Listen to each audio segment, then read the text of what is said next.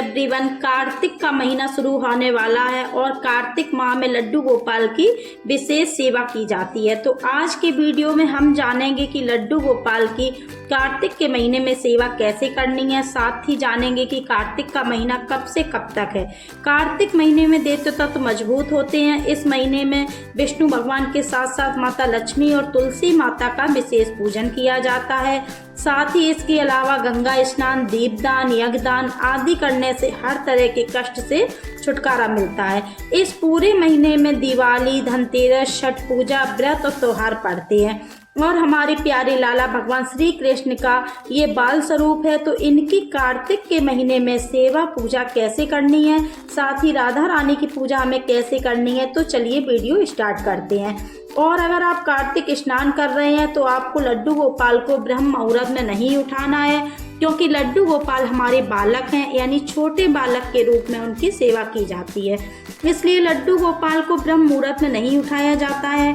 अगर आप चाहें तो लड्डू गोपाल को 6 से 8 के बीच में जगाकर उनको स्नान करा सकते हैं। मैंने लड्डू गोपाल को जगा लिया है और उनको उठाकर थोड़ी देर बिठाकर रखती हूँ।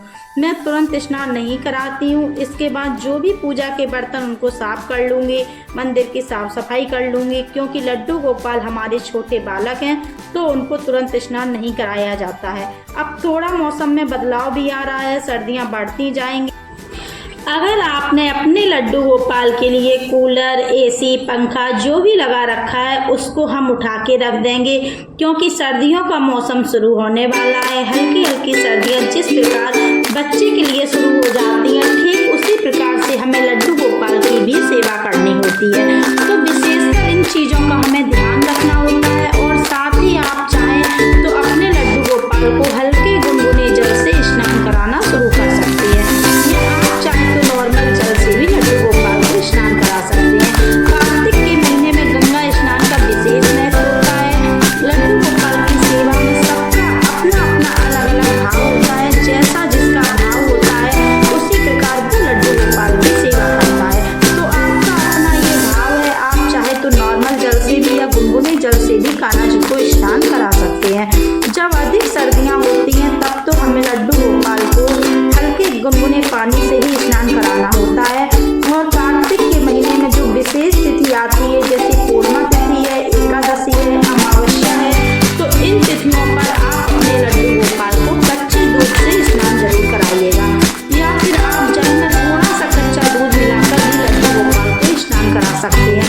और साथ ही आपको अगर फूल मिल जाते हैं तो फूल डालकर भी लड्डू गोपाल को स्नान करा सकते हैं। अगर फूल नहीं मिलते हैं तो आप तुलसी दल का भी प्रयोग कर सकते हैं। बहुत ही भाव के साथ हमें लड्डू गोपाल को स्नान कराना है। कार्तिक का जो महीना होता है ये महीना बहुत ही पावन महीना होता है। कार्तिक के महीने पूजा अर्चना करना अथवा दान करने से करोड़ों गुना फल प्राप्त होता है। तो लड्डू गोपाल की सेवा हमें बहुत नियम और उत्साह के साथ करनी है।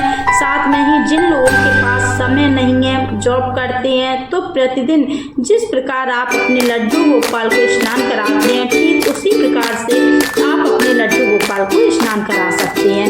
मौसम में थोड़ा बदलाव आ रहा है। आप चाहे तो हल्के गर्म वस्त्र भी लड्डू गोपाल को पहना सकते हैं। जिस प्रकार से हम छोटे बच्चे को स्नान कराते हैं, उसको ठंड लगती है, ठीक उसी प्रकार से हम लड्डू गोपाल की सेवा भी इन बातों को ध्यान में ही रखकर करते हैं। जब भी मौसम बदलता है, सर्दी या गर्मियाँ आती हैं, तो लड्डू गोपाल की सेवा में थोड़ा सा चेंज आ जाता है। तो मैंने भी कार्तिक के महीने की लड्डू गोपाल की तैयारियां शुरू कर दी हैं। जिस प्रकार मुझे सेवा करनी है उनके वस्त्र निकाल लूँगी गरम, और जो लड्डू गोपाल का गर्मियों का सारा सामान उठा कर रख दूँगी। कार्तिक के महीने में विशेषकर तुलसी माता की पूजा की जाती है और विष्णु भगवान और माता लक्ष्मी का भी साथ में विशेषकर पूजन किया जाता है। कार्तिक के पूरे माह तुलसी माता के पास दीपक जरूर जलाइएगा। और जो लोग कार्तिक स्नान करते हैं वो लोग तो दोनों टाइम दीपक जलाकर तुलसी माता की पूजा अर्चना जरूर करें। और जो लोग कार्तिक स्नान नहीं कर रहे हैं वो लोग भी शाम के समय तुलसी माता के पास दीपक अवश्य जलाएं।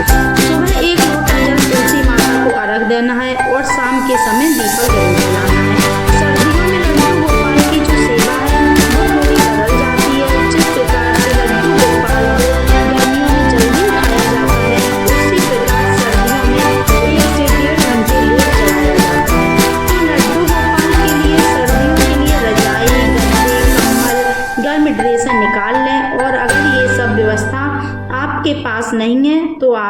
व्यवस्था कर लीजिएगा ठाकुर जी के लिए, क्योंकि ठाकुर जी को मौसम के अनुसार ही वस्त्र पहनाए जाते हैं और उनकी सेवा भी ठीक उसी प्रकार से की जाती है। और कार्तिक के महीने में शुद्ध सात्विक भोजन का ही प्रयोग किया जाता है, यानी लहसुन प्याज का प्रयोग बिल्कुल भी नहीं किया जाता।